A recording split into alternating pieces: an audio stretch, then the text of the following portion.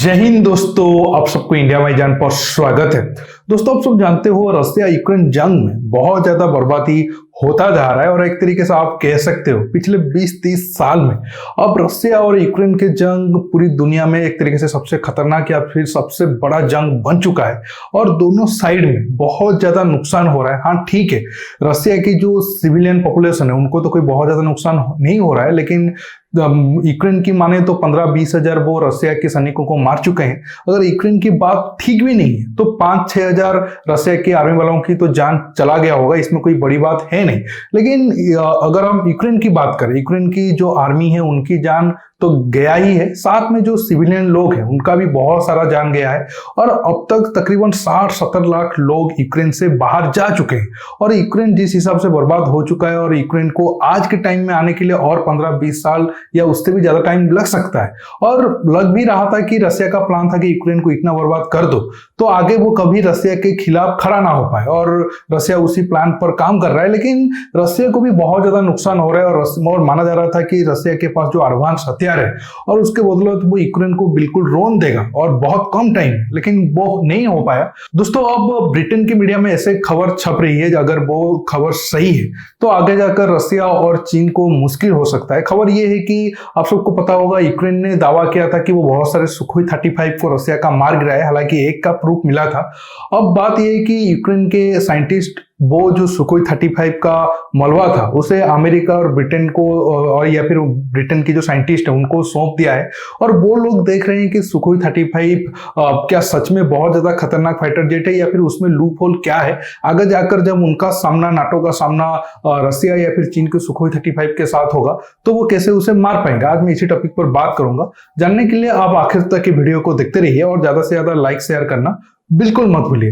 दोस्तों, देखा जाए तो अगर आप देखोगे जो वो सुखोई 35 शूट डाउन हुआ था वो काफी लो फ्लाई करके जा रहा था और लग रहा था कि शायद वो किसी मिशन में जाकर ग्राउंड अटैक करके वापस आ रहा था और तभी से नीचे से जो very short range missile defence system हो या फिर स्ट्रिंगर मिसाइल से उसे मार गिराया गया हो। हालांकि अभी तक कंफर्म नहीं हुआ है कि कौन से मिसाइल डिफेंस सिस्टम से उसे मार गिराया गया है, लेकिन जिस हिसाब से उसका मतलब फुल बॉडी जो सुखोई 35 का था वो जिस हिसाब से ग्राउंड में पड़ा हुआ था उसे देखकर लग रहा था कि बहुत ही short range missile defence system, जो बहुत छोटा मिसाइल डिफेंस सिस्टम की मिसाइल से उसे मार गिराया गया था। अगर वो बहुत बड़ा S-300 या फिर कोई दूसरा और बड़ा मिसाइल डिफेंस सिस्टम का मिसाइल होता तो हवा में ही वो एक्सप्लोड होकर जो सुखोई 35 था उसका टुकड़ा होकर गिरना था। जिस हिसाब से उसका फुल बॉडी गिरा हुआ तो लग रहा था कि बहुत छोटा मिसाइल है, लेकिन ये और ज्यादा टेंशन देने वाली बात है कि इतना एडवांस फाइटर जेट को इतने छोटे मिसाइल डिफेंस सिस्टम के जरिए भी मार गिराया जा सकता है। और आप अगर देखोगे रशिया के पास अब जितने भी फाइटर एयरक्राफ्ट है उसमें सुखोई 35 सबसे ज्यादा एडवांस फाइटर एयरक्राफ्ट है। अगर सुखोई 35 का ऐसा हाल है तो फिर ये रशिया की एयरफोर्स के लिए आगे बहुत ज्यादा टेंशन बढ़ाएगा जब ये अमेरिका या फिर जो नाटो कंट्री है उनके एडवांस फाइटर एयरक्राफ्ट के साथ सामना करेंगे। अभी तो ऑफिशियली रशिया के पास कोई भी 5th जनरेशन फाइटर एयरक्राफ्ट है भी नहीं और सुखोई 35 4.5 जनरेशन फाइटर एयरक्राफ्ट है और सुखोई 57 अभी तो 100% बना नहीं है। अब जो पिछले साल सुखोई 75 बनाए थे वो भी 2-3 साल लगेगा। तो जब आगे F-22, F-35, Rafale, Eurofighter, Typhoon जैसे फाइटर एयरक्राफ्ट का सामना अगर सुखोई 35 का होता है, क्या वो उसके सामने टिक पाएगा? इस चीज का अब अमेरिका और ब्रिटेन के जो साइंटिस्ट है वो चेक कर रहे हैं। रशिया के लिए तो झटका है ही है, साथ में ये चीन के लिए भी कोई अच्छा संकेत है नहीं। चीन के एयरफोर्स को अगर आप देखोगे वो भी सुखोई 35 को इस्तेमाल करता है और सुखोई 27 और सुखोई 30 का जो फैमिली के फाइटर एयरक्राफ्ट है वो भी इस्तेमाल करता है। अगर आप सुखोई 27, सुखोई 30 और सुखोई 35 और उनके कॉपी वर्जन जो चीन इस्तेमाल कर रहे हैं उनको अगर आप मिला दो तो तकरीबन 600 से 700 फाइटर जेट को चीन इस्तेमाल करता है। सुखोई 35 बैटलफील्ड में फेल होना या फिर जिस हिसाब से परफॉर्मेंस करना चाहिए था उस हिसाब से ना करना रशिया के लिए तो ये टेंशन देने वाली बात है ही, साथ में ये चीन के लिए भी काफी सिरदर्द है क्योंकि चीन का भी सामना आगे अगर वो ताइवान को कब्जा करना चाहेगा तो अमेरिका या फिर जापान की एयरफोर्स के साथ होगा, तो अब चीन को बहुत ज्यादा मुश्किल हो सकता है। हाँ, आप एक तरीके से कह सकते हो सुखोई 35 तो सिर्फ 20 या 24 नंबर पर चीन के पास है, लेकिन अगर आप देखोगे सुखोई 27 जिसको अपग्रेड करके सुखोई 35 बनाया गया था, सुखोई 27 भी 32 चीन इस्तेमाल करता है और सुखोई 27 का लाइसेंस वर्जन या कॉपी वर्जन जो J-11 है उसे तकरीबन 300 के करीब चीन इस्तेमाल करता है। इसके बाद सुखोई 30 97 के करीब चीन इस्तेमाल करता है अपने एयरफोर्स और नेवी में। और सुखोई 30 का जो अपग्रेड वर्जन है J-16 वो तकरीबन 170 के करीब इस्तेमाल करता है। तो ये सब फाइटर जेट को मिला दो तो 700 के करीब हो जाएंगे।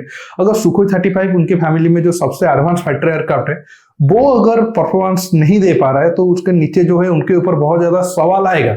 अब आप कहोगे तो भारत भी तो सुखोई 30 इस्तेमाल करता है। देखिए, आप सबको पता होगा भारत अपने सुखोई 30 में बहुत ज्यादा अपग्रेड किया है। उसमें इजराइल, फ्रांस और खुद भारत का भी बहुत सारा इक्विपमेंट लगा है जो चीन के सुखोई 30 या फिर रसिया के सुखोई 30 के साथ ऐसा बिल्कुल भी नहीं है। तो आगे जब जंग में हमारा सुखोई 30 शामिल होगा वो तो खुद को प्रूव कर देगा। एक तरीके से बालाकोट के टाइम में भी हमारा सुखोई 30 प्रूव किया है। लेकिन मेरा अभी कहने का मतलब है अब रसिया को यूक्रेन में जितना कामयाबी मिल तो रहा है वो चलो ठीक है, लेकिन रसिया का जो एक हवा था कि नहीं उसके जो हथियार है वो बहुत ज्यादा एडवांस है, उसका भी एक तरीके से आप कह सकते हो राज खुलता जा रहा है और ये आगे रसिया को सोचना होगा।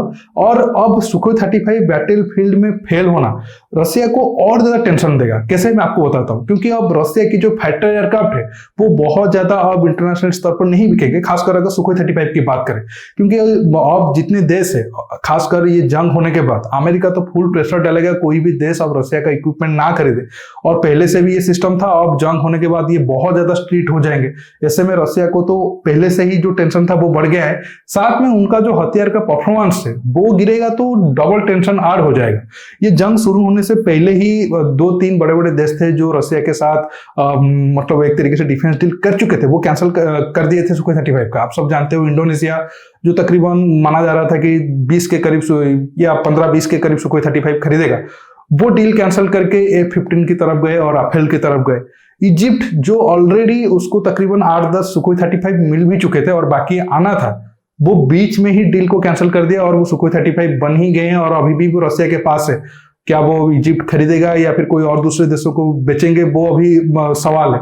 इसके साथ अल्जीरिया जो एक रसिया का बड़ा पार्टनर है और वो सुखोई 30 से लेकर बहुत सारा रसियन हथियार को इस्तेमाल करते हैं, वो भी सुखोई 35 की डील को कैंसिल कर दिए थे। हालांकि ये बताया जा रहा था कि अल्जीरिया अमेरिका के दबाव में आकर नहीं किया था, क्योंकि अल्जीरिया को लगता था कि वो सुखोई 35 खरीदेगा तो सुखोई 57 के लिए उसको बजट नहीं होगा, तो वो सुखोई 35 को कैंसिल करके सुखोई 57 के लिए वेट कर रहे हैं।